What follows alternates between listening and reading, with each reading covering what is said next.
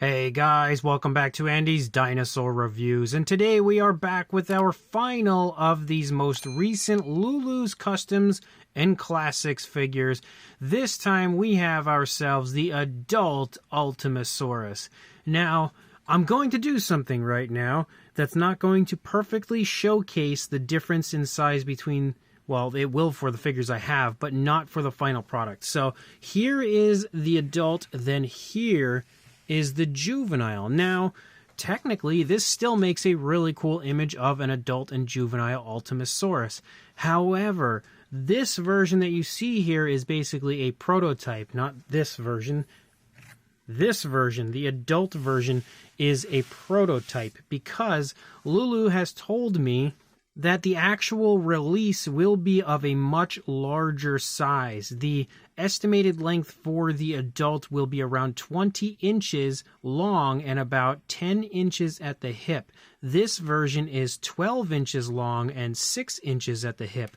So that's going to add on quite a bit of size to this figure. Again, you've got 8 inches in length and, of course, 4 inches in height that will be added onto this figure. So we're basically just looking at the figure to kind of get an idea of what it looks like and everything, not to perfectly assess the size. However, Lulu has told me that he is planning on potentially selling off a limited run of about 10 of these figures, uniquely colored versions no less, of this size range figure. So if you would prefer to grab the adult with the more, a little bit smaller size like the one I have here, you should definitely check out his eBay shop when those go up. And of course, I will inform you guys on a news video once he gets some stuff in stock and is ready to go.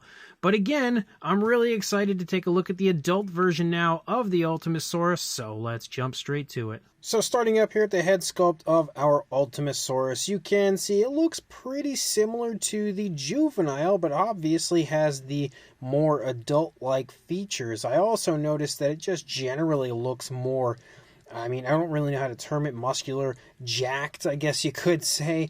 But one thing, of course, that you'll take notice to that's quite different from the juvenile we had seen is the fact that the horns are more of an adult length. So we have a much longer length for our horns. I also feel like the beak is a bit more impressive, has more of a jagged edge to it now.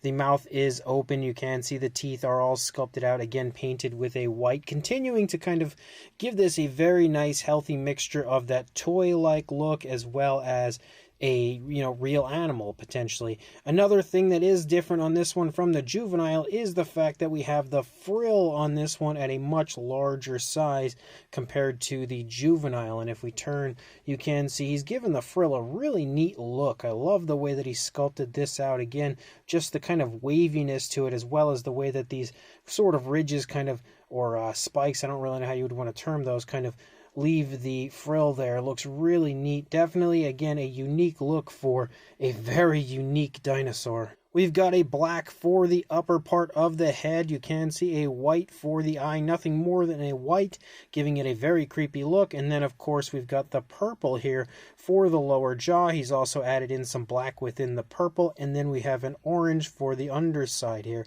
Now, that is pretty reminiscent to what we had seen on the juvenile. It's also reminiscent to the Night Hunter variant of the Ultimasaurus, because that is exactly what this is. But as you move back here into the neck, you can see all sorts of kind of wrinkling of the skin as you move back here.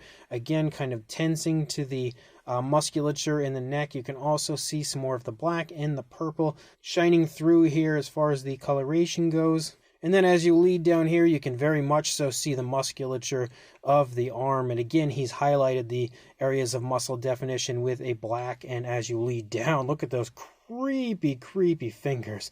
That is just such a long finger. Well, a couple of long fingers. Very eerie looking dinosaur. As I stated in the previous review, I could just imagine with this being such a strong mixture of so many different dinosaurs that it would just be an absolute jumbled mess, even inside its own brain. It would probably just hate its existence, especially just being such a strange looking dinosaur. I would love to actually see this show up at some point in some sort of Jurassic film show, Camp Cretaceous even. I don't know, I would just love to see this actually make an appearance one day. But the nails are painted with a white as well. You can see that right there. Again, extremely nice looking. Of course, as you lead up here into the top of the dinosaur, you have that armored sort of a look, which is again classic Ultimasaurus. As you move back here, you can again see the muscle definition. And something that I love that he's done with the Ultimasaurus figures is added the JP stamp, because that's just something that screams Jurassic Park, so I love the fact that that's included as well. As you move down, you can see the knee. You've got the calf muscle here in the back. You also have some scoots moving down the front of the shin, from the knee down through the shin down into the foot. He's highlighted those with an orangish tone as well. You have the scoots moving down into the toes, and again, the nails painted with a white. You can see a mixture of the black, the purple, and even a little bit of the orange leading down. And you can see dew claws are present and they are painted. And then you lead up, and as you lead out through the tail, you can see the tail leads up and then curves back down, looking really, really nice, almost majestic for a very not so majestic type of a dinosaur.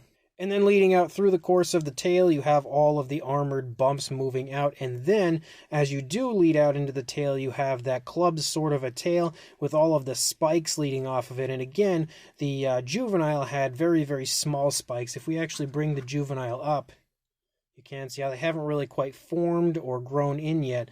And obviously, this adult has them grown in very much so.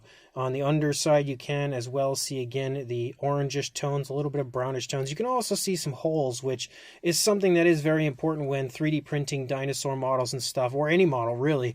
It's good to have the holes in them like that because it helps the figure to cure. And that's always a great thing when you get a 3D printed model. You definitely don't want it to show up like leaking resin or anything. It's just disgusting and smells terrible when that happens.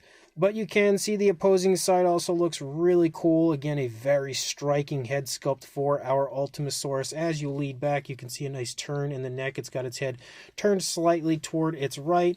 Moving back, the arm is held a little bit further forward than the arm that we had seen on the opposing side, almost looking like it's starting to kind of reach out and potentially grab something. I really like that as well. Man, again, I just can't get over how creepy this dinosaur would be if it ever actually made an appearance in a film. I feel like the Indoraptor and the way that the Indoraptor acted, where it was like twitchy and just super creepy, would have been a great way to portray the Ultimasaurus. But as you lead down, again, you can see the muscle definition all through both the thigh and calf. You can see the scoots again. This leg is stretched out a bit further than we see on the opposing leg. The opposing leg's curled up a little bit as it's kind of crouching to take a step. This leg is outstretching currently to plant down for the step that it's taking. You can see the scoots moving down the foot. Again, the nails painted with the white.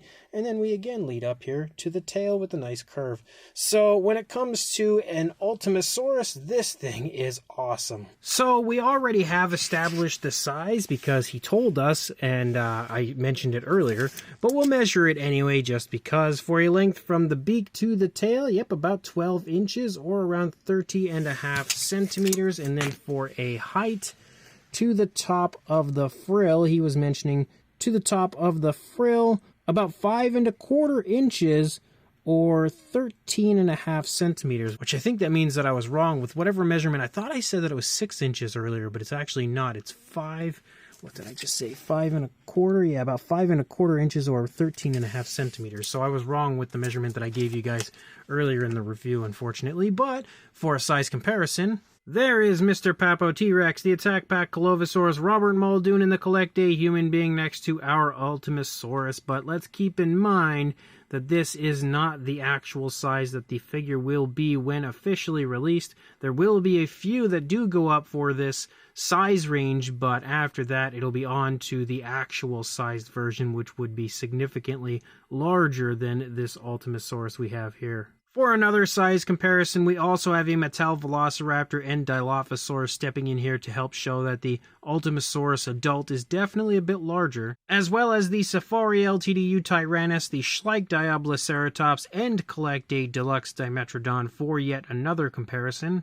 And then for one final comparison, we have a Mattel Ceratosaurus stepping in here. And now this is like the Roar Attack, I think they're called, type size range next to our Ultimasaurus. So this shows you that this version is absolutely in the same similar size range as your standard kind of Roar size range from Mattel. So this Lulu's Customs and Classics Night Hunter Adult Ultimasaurus is super, super cool. And in my opinion, Lulu is off to such a great start with his stuff. You know, he's really hammered out some incredible figures and just kind of bombarded us with a few really darn awesome releases, as we had a few different Scorpius Rex, we had a juvenile Ultimasaurus, and now this adult version. And I love the way he's differentiated the adult from the juvenile, which I feel like is very realistic. Again, he really took the time out to think this through and to come up with different ways to make the adult look like an adult and the juvenile look like a juvenile. And on top of that, he sculpted it out so beautifully to give it his own kind of personal charm and flavor while still keeping the elements of Ultimasaurus that we all know and love.